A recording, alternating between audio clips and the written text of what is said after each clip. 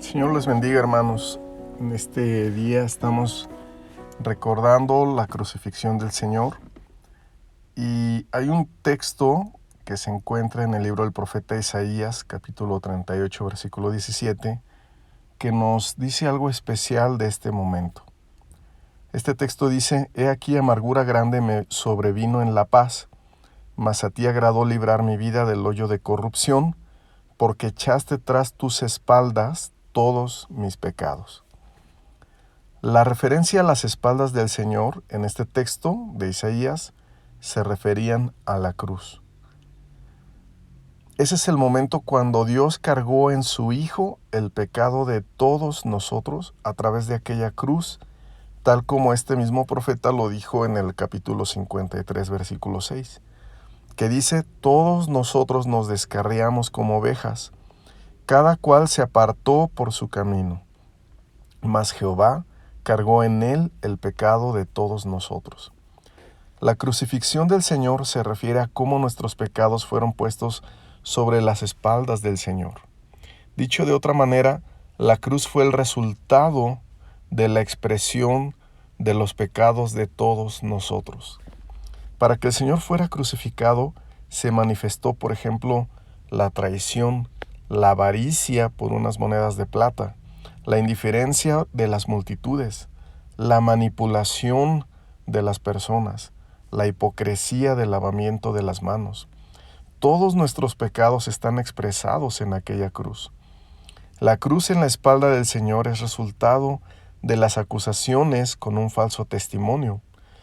El momento de la cruz es el momento culminante de la violencia humana, cuando aún se le escupió en el rostro al Señor, cuando la violencia pasó a los golpes, al escarnio, cuando la violencia pasó a la crueldad, cuando solo queda el dolor de la agonía.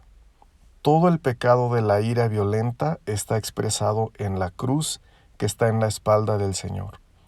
Ahí también está expresado el pecado del gobierno humano, los que usan el poder para agradar a las multitudes y dejan a un lado la justicia y la verdad, los que usan las leyes para lograr sus propósitos.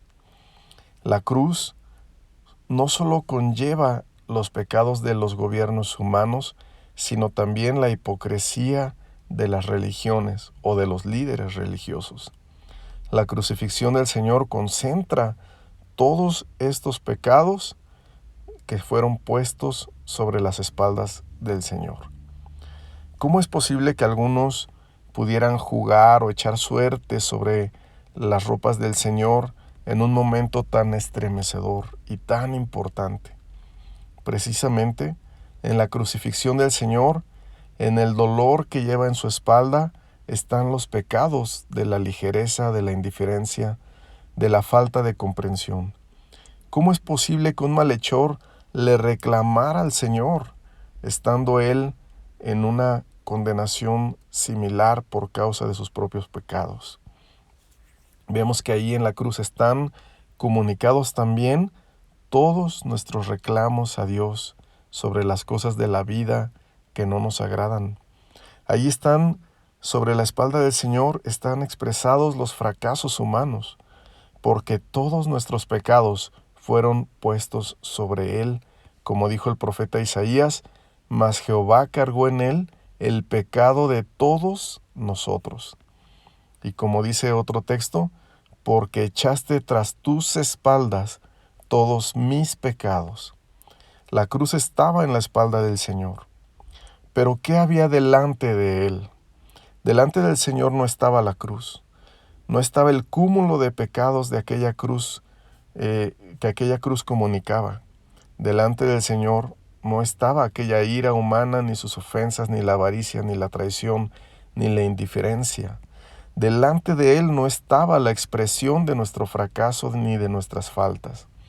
La Biblia nos habla de un contraste muy grande entre la cruz y los pecados que el Señor había puesto sobre sus espaldas y lo que estaba delante del Señor.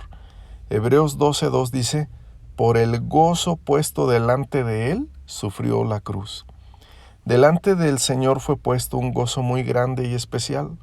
El Señor, por un lado, estaba sufriendo la cruz, pero por otro, el Padre había puesto delante de su Hijo un gozo muy especial.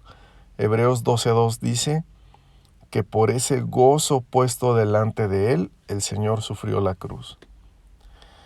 Podemos pensar un poco en cuál era ese gozo que estaba delante del Señor.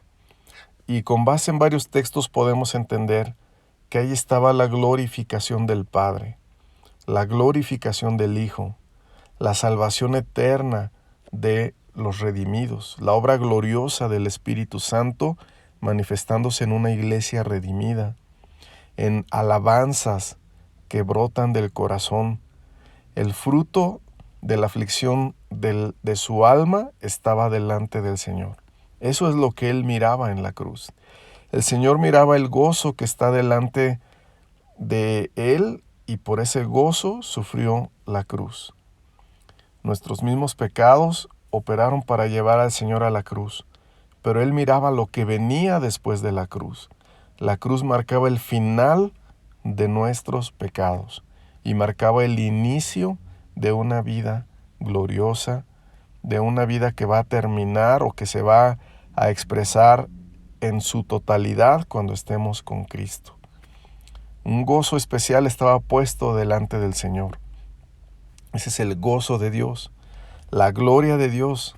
Ahí estaba, en ese gozo estaba la iglesia redimida, perdonada, limpiada.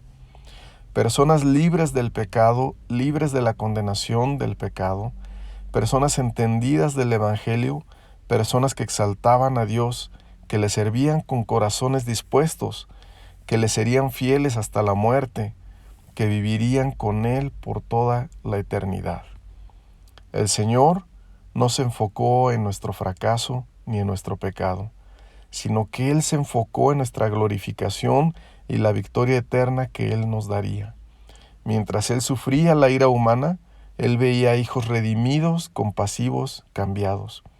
Mientras Él sufría el precio de la avaricia, de los bienes materiales, Él veía a hijos que buscarían y apreciarían los bienes eternos. Mientras el Señor sufría las quejas y los reclamos, Él veía las alabanzas, las acciones de gracias de multitudes redimidas. Hebreos 12 dice que por el gozo puesto delante de Él, sufrió la cruz. Esta es también una enseñanza para nosotros, porque el Señor dijo a sus discípulos: si alguno quiere venir en pos de mí, niéguese a sí mismo y tome su cruz y sígame. Mateo 16:24. Nosotros también hemos tomado una cruz, enfrentamos aflicciones, y esas aflicciones implican sufrimientos por nuestros propios pecados y por los pecados de los demás.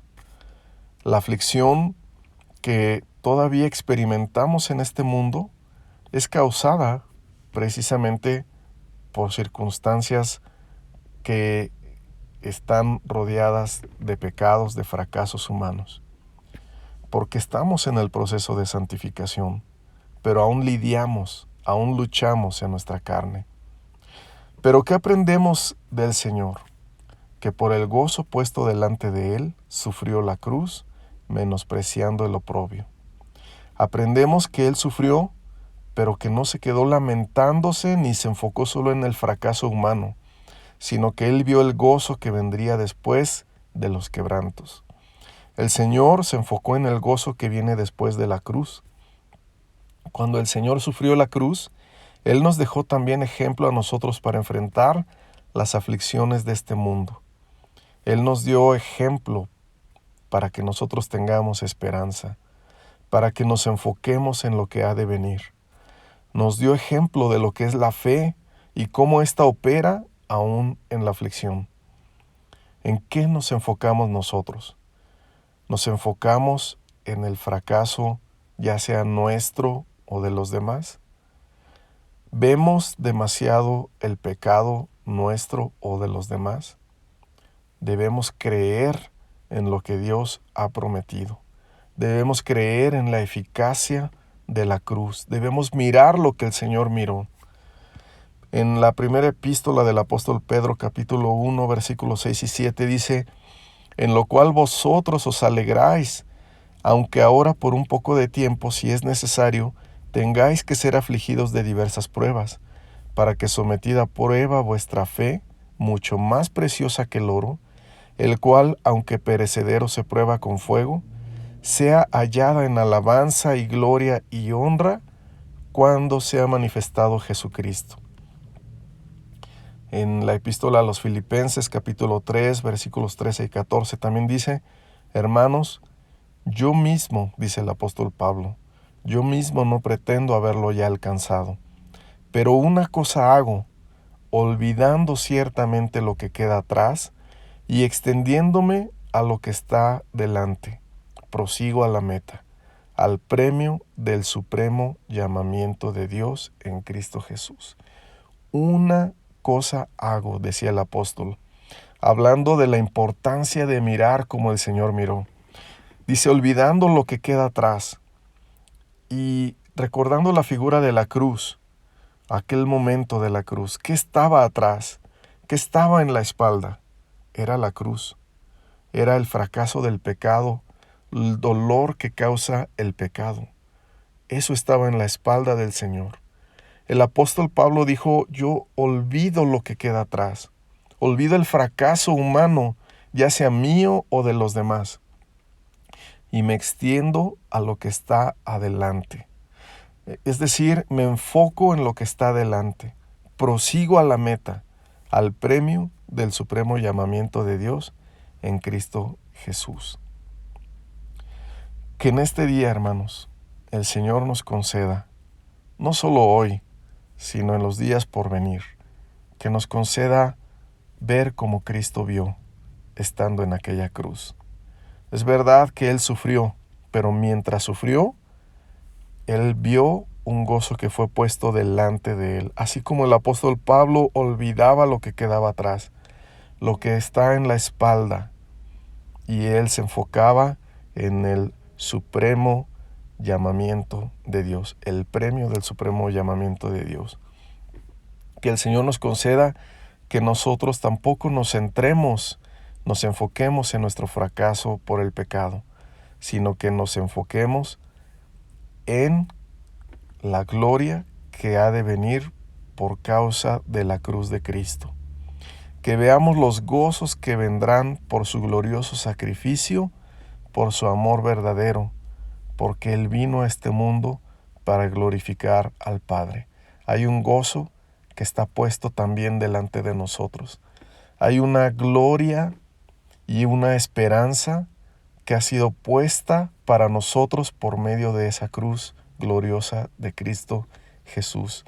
Que el Señor nos conceda levantar nuestros ojos y mirar el día de nuestra redención completa. Me envuelves hoy con una canción, melodía de tu amor.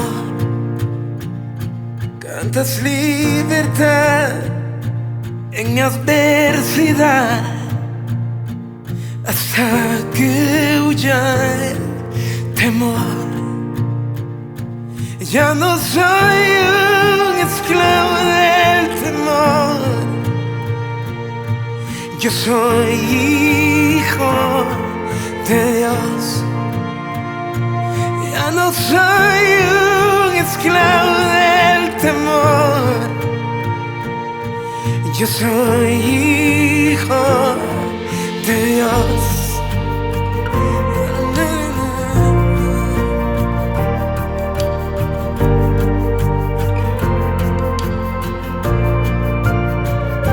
Desde el vientre fui escogido en ti, me llamo el amor. De nuevo nací, recibido en ti, tu sangre en mí fluyó. Ya no soy un esclavo del temor, yo soy hijo de Dios.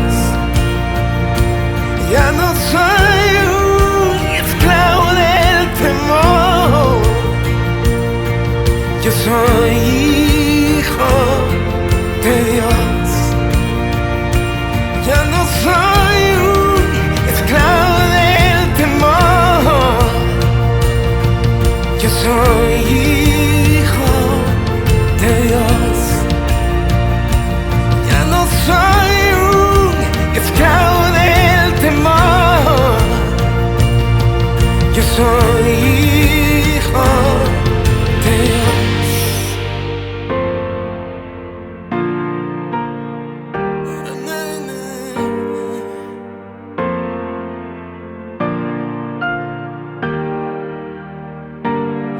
Estoy rodeado